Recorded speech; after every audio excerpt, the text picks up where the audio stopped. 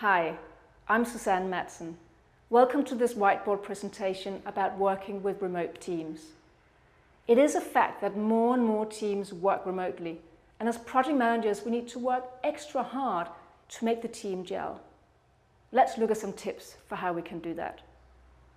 The first tip is to meet in person wherever possible. If your team is overseas, that might be a challenge, but try to squeeze in at least one trip. Nothing beats face-to-face interaction.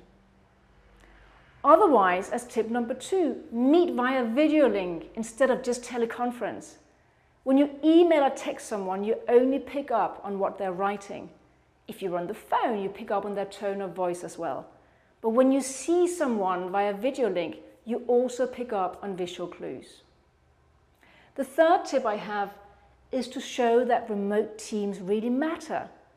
I often hear remote teams they're saying they feel like a bit of a satellite and they don't feel important. One tip I have here is to sometimes schedule meetings at a time that's convenient for the remote team and not for you.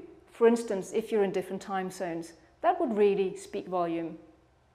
Another tip is to take turns chairing meetings. Again, it helps to distribute the power in the team.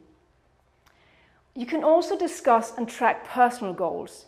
You might feel this is a bit of a funny one, but think about it. You're not together in the same location, so you don't naturally small talk. You can track personal goals for team members. For instance, if someone is training for a marathon, why not have the whole team track it? It doesn't have to take up that much time. You can also create a presentation about everyone. I did this once. I had 35 members on my team. We were in 5 different locations on 2 different continents. I asked everybody to send me a picture of themselves and include a short description of what they like to do in their spare time. Then I had 3 people per slide, and it created such a talking point, not just within the team, but also with our clients. Great tip, I recommend you do it. You can also identify local team leads, because if you're working with a remote team with several people, it might be difficult for you to speak to all of them. So identify a local team lead who you can communicate with. And if that person can come on site and spend time with you, it will really help communication.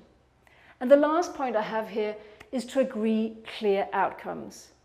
Again, if someone is sitting in the same office as you, it is so much easier to agree expectations and to adjust as you move along. Not so with remote teams. So be extra clear about what you expect to get done and what a good outcome looks like. Thank you for watching. Please visit us again at projectmanager.com.